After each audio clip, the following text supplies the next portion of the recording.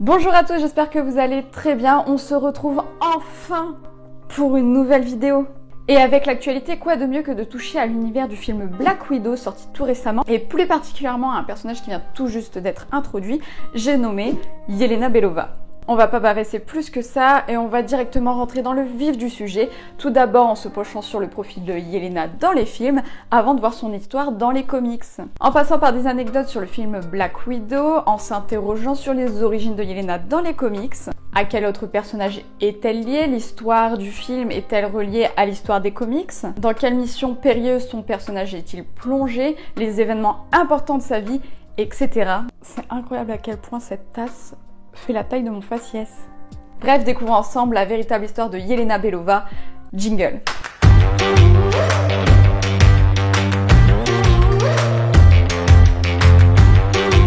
Commençons d'abord par parler du personnage dans le MCU qui est interprété par Florence Pugh, connue également pour ses rôles dans The Young Lady, Midsommar et Les Filles du Docteur March. Mais saviez-vous qu'avant que Florence Pugh ne soit choisie, d'autres actrices avaient été pressenties pour jouer le rôle de Yelena aux côtés de Scarlett Johansson?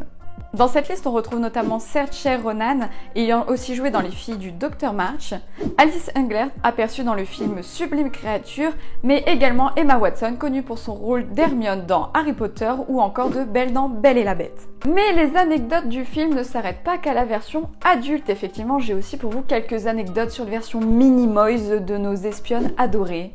Effectivement, au début du film, il y a un passage où l'on peut apercevoir la jeune Yelena et sa grande sœur Natasha. Dans ces scènes, l'actrice jouant Yelena n'est autre que Violette Magro, la sœur de Madeleine Magro, qui, elle, interprète la jeune Hope de Ant-Man et la Guêpe. Voilà, c'est tout ce que j'ai pour vous sur les versions mini-justiciées des deux espionnes. Mais même si maintenant vous connaissez le personnage grâce au film, enfin plus ou moins puisque Yelena a été confirmée pour apparaître dans d'autres projets du MCU et donc son développement va considérablement évoluer. Et heureusement. On peut donc se demander d'où vient-elle, qui est-elle, quel est son rôle parmi les autres gros personnages de l'univers Marvel. On va donc se pencher sur ces questions dans l'univers du comics.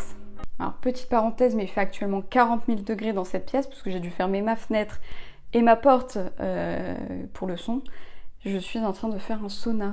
Yelena Belova est donc une espionne d'élite ukrainienne formée à la Red Room Academy pour devenir la seconde Black Widow. Agissant souvent dans l'ombre de cette dernière, mais ayant parfois l'occasion de travailler avec Natasha, notamment pour les missions concernant l'alliance entre la Russie et les USA. Dans les comics, en soi, on définit plus la relation de Natasha et de Yelena comme une relation de rivales. La première mission de Yelena fut d'infiltrer la ville d'Attilan, la cité des Inhumains, afin de détruire leur défense.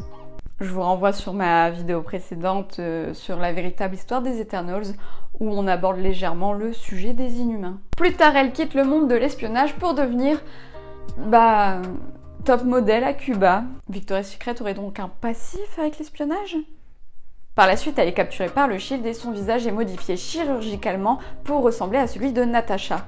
D'où la fameuse théorie qu'on avait pu voir apparaître à la fin d'Infinity War ou de Endgame, comme quoi, en fait, Natasha était Yelena, mais ils avaient échangé les visages patati patata. Et dans les comics, c'est depuis cet événement que Yelena voue une haine profonde à son ancienne alliée, Natasha. Après cet accident, Yelena et quelques agents rebelles du Shield qui volaient du vibranium prirent part à un combat contre les Avengers. Rentre alors en scène, ou plutôt sur le ring, le mutant Sauron, qui décida d'allumer Yelena et de la prendre tout simplement pour un petit barbecue sur place en lui brûlant la moitié du visage. La jeune Ukrainienne fut alors rapatriée en soins intensifs avant d'être approchée par Hydra qui lui proposa de lui sauver la vie en échange de quelques petits services. Faut pas se mentir, très peu auraient refusé, c'est tout simplement qu'elle accepta. En même temps, une vie, on n'en trouve pas à chaque coin de rue, j'ai envie de vous dire. Hydra modifia donc son ADN grâce à des travaux de l'AIM, une organisation internationale formant un réseau de trafiquants d'armes, de terroristes et de scientifiques spécialisés dans l'armement. On retrouve cette organisation dans le film Iron Man 3 dirigé par Aldrich Killian.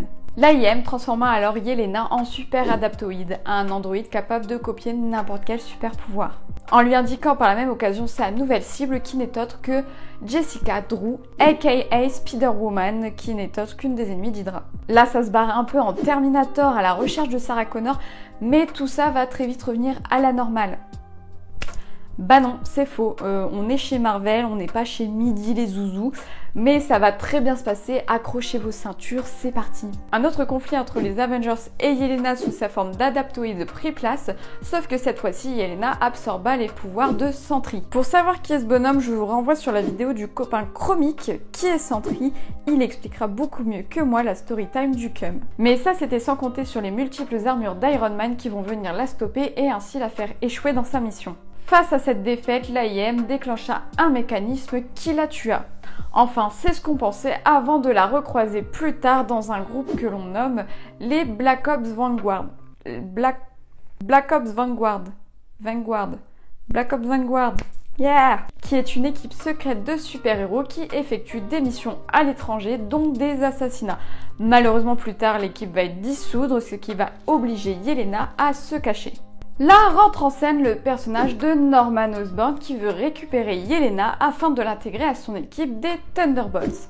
Les Thunderbolts, c'est une équipe de super méchants qui sera entre autres liée au gouvernement pour surveiller les actes des super-héros, Osborn profitant du désastre qu'a été Secret Invasion pour s'attirer les faveurs du public et se montrer en tant que grand protecteur du monde. Malheureusement, la Yelena qu'il recruta n'était qu'un tourlou puisqu'il s'agissait tout simplement de Natasha qui venait de montrer son talent pour le cosplay de Yelena afin d'intégrer le groupe des Thunderbolts sous les ordres de Fury. Mais bim, retournement de situation. En fait, Osborn il était au courant depuis le début de l'usurpation d'identité de Natasha et il s'en servit afin d'essayer d'atteindre Fury et Mockingbird, une autre super héroïne, afin de tous les exécuter. Espions surpuissants de nature, Natasha et Mockingbird réussirent à s'échapper grâce à quelques galipettes. Osborn décida alors de récupérer la vraie Yelena qui était maintenue en stase dans la tour Avengers.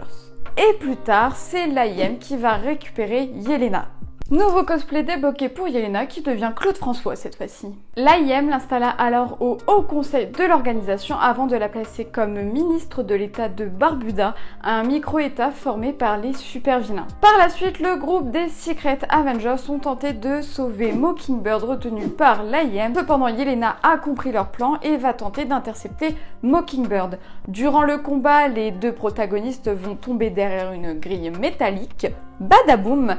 Et au réveil de Mockingbird, elle va tout simplement être tuée par un agent de l'AIM. Les Secret Avengers vont donc venir récupérer le corps de la défunte Mockingbird avant de s'enfuir en sous-marin. Seulement surprise, c'était pas du tout Mockingbird, mais il s'agissait tout bonnement de Yelena qui portait une ceinture avec dans la ceinture intégrée un holo-camouflage à l'image de Mockingbird. Décidément l'art du cosplay est de mise dans cette vidéo. R.I.P. Yelena qui est donc décédée avec l'image d'une autre. Quand on y pense, c'est vraiment hyper triste puisqu'on est quand même sur un personnage qui a passé clairement la plupart de sa vie à se faire passer pour une autre. Et là, même quand elle meurt, elle n'est pas elle-même puisqu'elle est dans la peau d'une autre. Trop triste. À côté de ça, plusieurs clones de Yelena sont toujours cultivés par la Red Room, un peu à la manière du film Avatar où on voit les hybrides Navy cultivés dans des sarcophages. La Red Room ou Chambre Rouge avait un plan visant à ramener leur meilleur agent dans le cas où la vraie version de celui-ci mourrait. Un peu à la manière des héros de secours, mais rien à voir avec le moment où Ron secourt Harry Potter. Cependant, lorsque l'un des clones de la défunte Natasha va découvrir le poteau rose des clones et par la même occasion son origine, elle va se mettre à œuvrer contre ses supérieurs. C'est donc de cette manière triste et remplie de solitude que l'histoire de Yelena Belova se termine dans les comics. Et pour autant, le personnage aux multiples cosplays s'est cette fois déguisé en phénix, renaissant ainsi de ses cendres afin d'être introduite dans le MCU. Enfin plus ou moins, car qui dit nouvelle adaptation dit nouvelle histoire et c'est pas le personnage de Groot qui est de base un méchant dans les comics qui nous dira le contraire. Bon, en vrai, il dirait juste je s'appelle Groot et c'est tout. Quelles sont donc pour l'instant les ressemblances et les différences entre le personnage de Yelena Pugh de Black Widow et de la cosplayeuse des comics? Pour les personnes n'ayant pas vu le film, évidemment, alerte spoiler. Donc Titouan, maintenant que tu es prévenu, ne viens pas pleurer en commentaire au spoil. Évidemment, ce qui suit va contenir mon avis personnel. Il se peut donc que vous qui soyez derrière l'écran, bonjour, vous n'ayez pas le même avis que moi, et bah profitez-en pour mettre votre avis dans les commentaires, histoire qu'on discute de ça ensemble dans les commentaires, ça fait toujours plaisir. Premièrement, comme on a pu le voir, le film est assez éloigné du comics. On retrouve les éléments principaux comme les personnages. J'ai une logique à toute épreuve, ok. On retrouve également la Chambre Rouge. D'ailleurs, j'en profite, je salue Christian. Mais globalement, c'est tout au niveau des ressemblances. On n'a pas plus. Dans les comics, Yelena et Natasha sont représentées comme ayant grossièrement une relation de collègues de tuerie, alors que dans les films, on est vraiment sur autre chose puisqu'on nous présente une relation familiale entre les deux personnages. Après, vous me direz, l'un n'empêche pas l'autre, mais bon. D'un autre côté, il est souvent question dans le format papier de Norman Osborn, de l'AIM ou encore d'Hydra, alors que c'est pas du tout le cas dans le film Black Widow. Même si on laisse une chance autant qu'on salue, puisque Black Widow n'est pas le seul projet du MCU de Florence Pugh. La question est la suivante, peut-on s'attendre à voir tout ce petit beau monde débarquer plus ou moins loin de notre nouvelle Black Widow? Le temps nous le dira, puisque même si le film reste assez fermé quant aux théories futures, la scène post-générique, elle, c'est totalement autre chose. Et je dis pas ça parce que j'ai pleuré, ok? En plus de dire au revoir à un des personnages avec plus de 10 ans d'expérience dans les pattes depuis Iron Man 2, une scène nous tease légèrement l'avenir de Yelena qui n'a pas fini de se faire des cheveux blonds. J'avoue, j'ai changé l'expression, mais Kevin Feige, lui, aurait dit que je l'ai adapté. Va-t-elle se retrouver aux côtés de US Agent qu'on a pu voir dans The Falcon and the Winter Soldier, ou encore va-t-elle rejoindre un groupe comme les Thunderbolts, voire les deux? Tant de questions avec, je vous l'avoue, pour l'instant, pas énormément de réponses. En même temps, le film vient de sortir.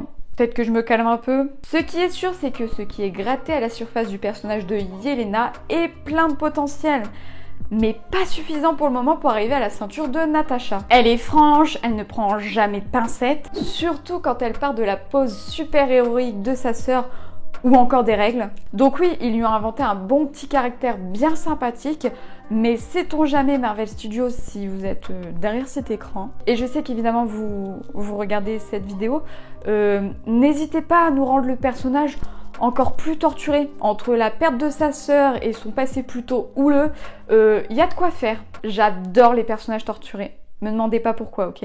Donc pour conclure, le MCU se détache pas mal de l'histoire du comics pour cette première apparition de Yelena, mais on n'a fait que gratter la surface du personnage, et vu la scène post-générique, on peut énormément théoriser sur le futur du personnage, qui pour l'instant me laisserait penser qu'on va retrouver l'aspect de l'agent utilisé et manipulé des organisations qu'on retrouve dans les comics, mais aux côtés de Valentina cette fois. Après, j'espère énormément que le MCU va appuyer sur la part sombre du personnage et pas juste nous servir à un énorme cliché de la rebelle du groupe. C'est ainsi qu'on retrouvera Yelena Pugh fin 2021 sur Disney+, en train d'essayer d'enlever quelques cordes à l'arc de Clint. Va-t-elle en profiter pour épouser sa destinée des comics, ou est-ce que c'est encore pour dans quelques projets du MCU?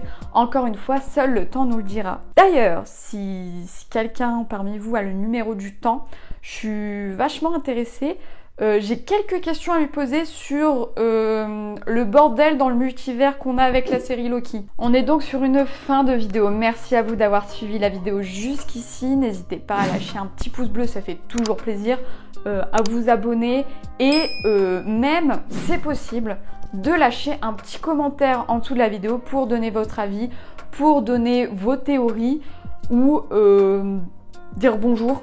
J'en profite aussi pour vous remercier concernant les retours sur la première vidéo.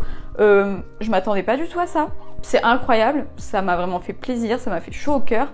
Donc voilà, je voulais profiter aussi pour vous remercier et je vous envoie énormément d'amour. Sur ce, je vous dis à la prochaine et prenez soin de vous.